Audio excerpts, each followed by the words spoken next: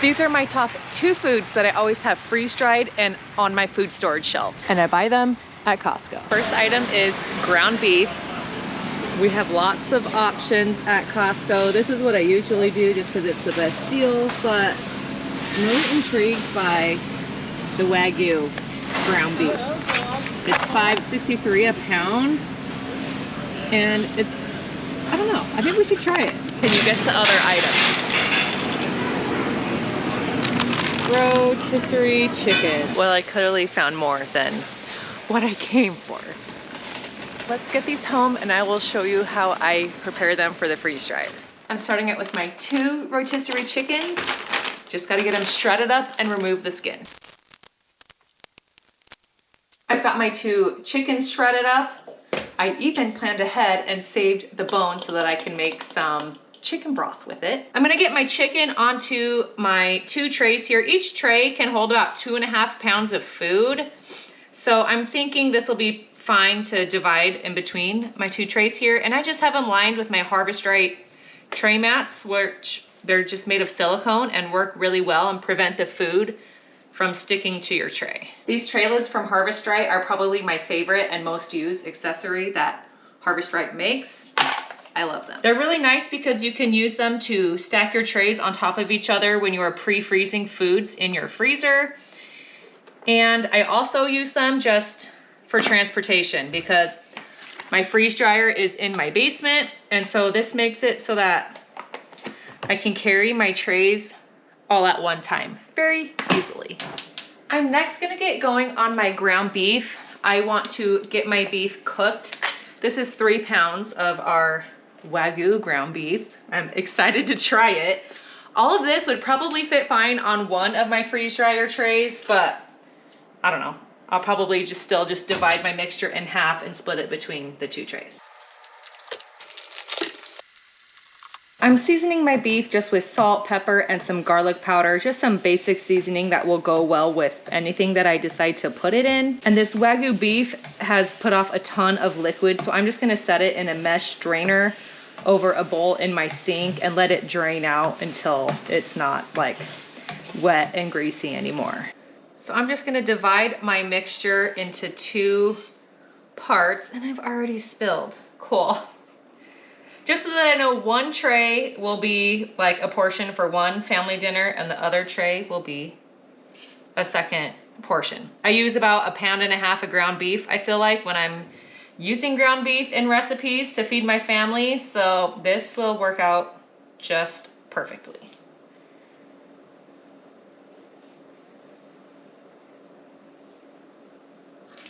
Now that my ground beef has cooled off, I can put my tray lids on them.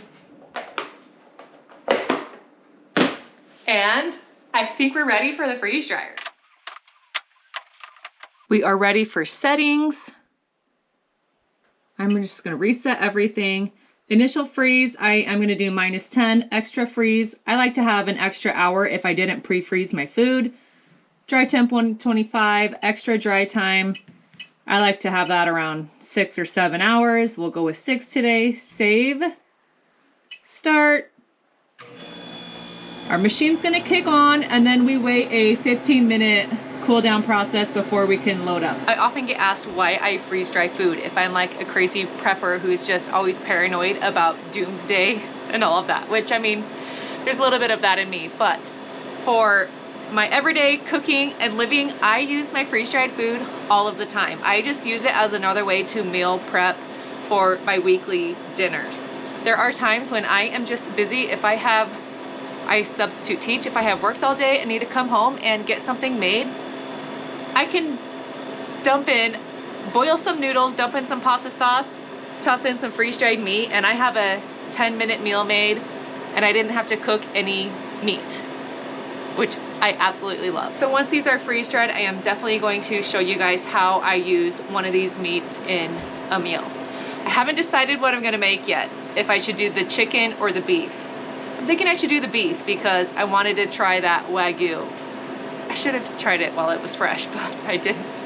So I'm leaning towards beef, but let me know what you would pick.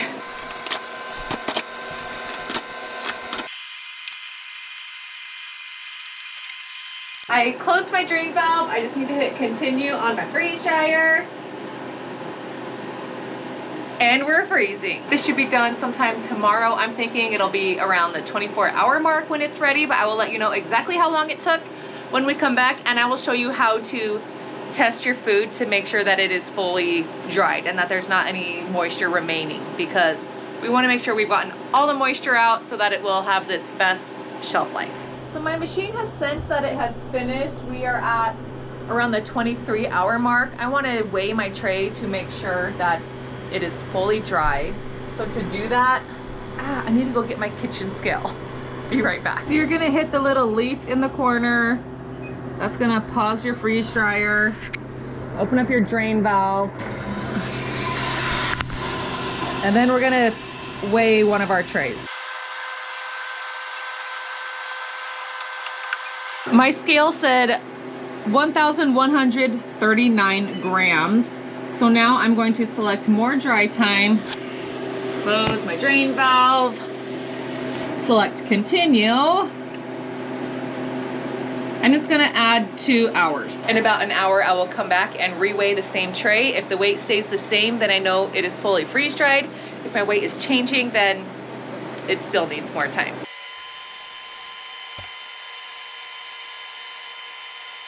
So the weight on my second weigh test was 20 grams lighter than the first. So water is still being removed from this food over here. It's getting kind of late tonight. I am gonna let this run for another hour. I'm gonna reweigh it. If the weight is still changing, I'm just gonna set it to go overnight again. If it's done, then I'll hurry and package it up before we go to bed. Well, good morning. It is the next day. We can get our food out of the freeze dryer. I did not have time last night. I just increased my time on my freeze dryer to go overnight, and now they're definitely dry and we can take them out. Here's how it all looks. The beef is just like totally dry and crumbly.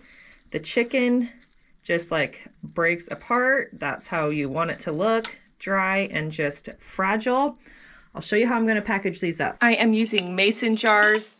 I have just found that I use these meats so often that I use them like for meal prep, not necessarily long-term food storage. And so I like to do the mason jars. It's just easy for me to see what I have. And then, yeah, easy to open. I'm not wasting Mylar bags on something that I'm not storing for long-term. And for the ground beef, I'm gonna do the same thing, except I'm gonna use these shorter mason jars because I think they will fit just fine in here.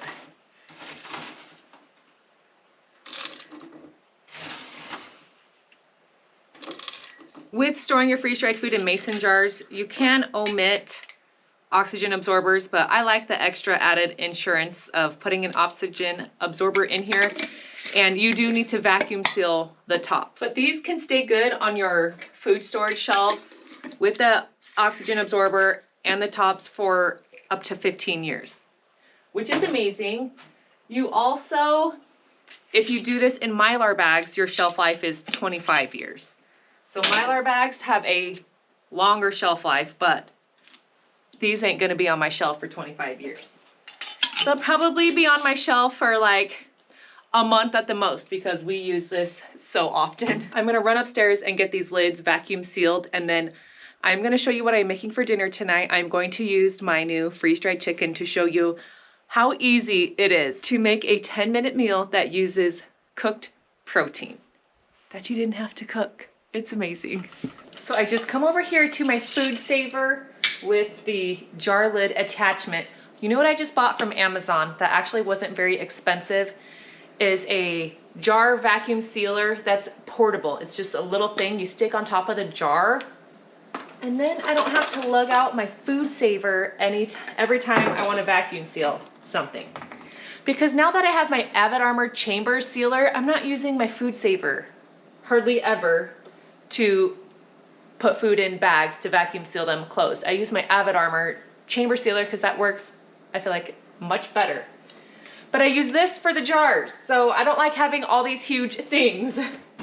And then I have the wide mouth attachment for my wide mouth jars.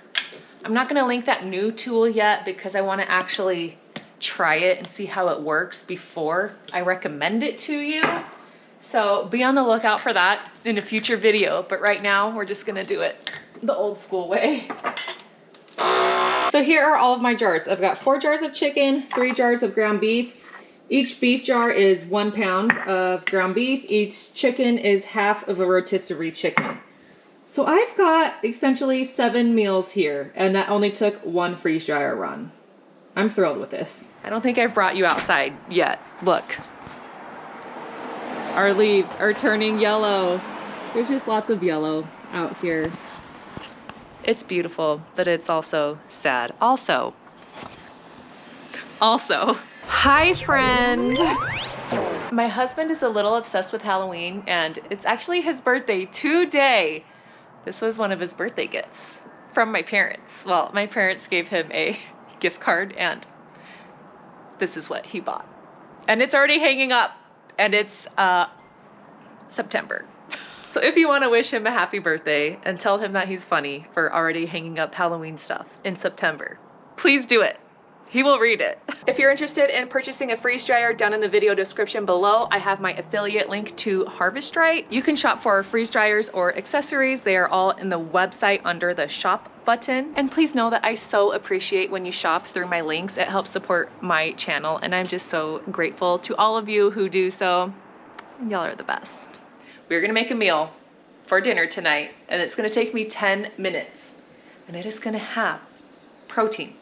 Protein that I could just dump and go. I didn't have to prep, cook. I didn't have to get anything dirty. I didn't have to get gross chicken hands from cooking raw chicken. That's why. This is gonna be a good one. Let's get cooking. This is the easiest dump and go recipe that I'm making in my crock pot. But you could do this over the stove or in an Instapot, whatever you want. All we're really doing is just heating up the ingredients together. But we are starting with, I think I'm gonna do a whole carton of chicken broth. 2 cans of black beans, rinsed and drained. 1 can of diced tomatoes. A can of red enchilada sauce. A bag of fire roasted sweet corn that is frozen. My favorite time-saving hack, chopped frozen onions. A can of fire roasted green chilies. Salt, pepper, cumin, garlic powder, taco seasoning. Finally gonna add the chicken.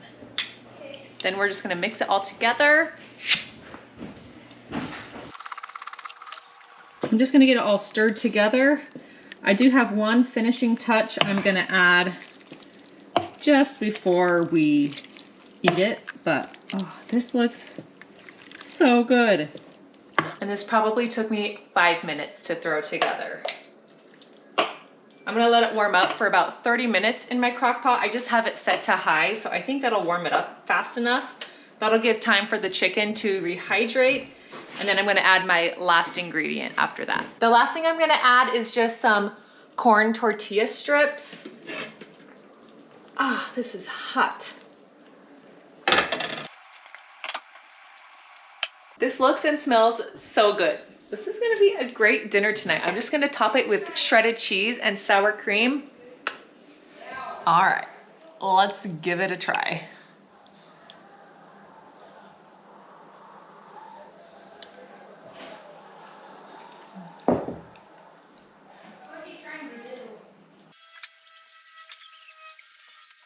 Well, I ate it all. That was so good. I am so glad I got that meat freeze dried to go into my prepper stash.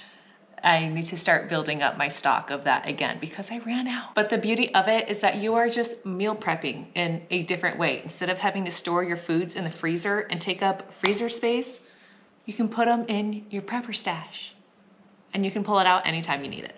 I absolutely love it. If you're interested in learning more ways how you can use your freeze-dried food in your everyday cooking, I will leave a video right here for you to check out where I did that. Don't forget to give this video a thumbs up and subscribe for more freeze-drying fun. And remember, when you freeze-dry today, you secure your tomorrow. Bye.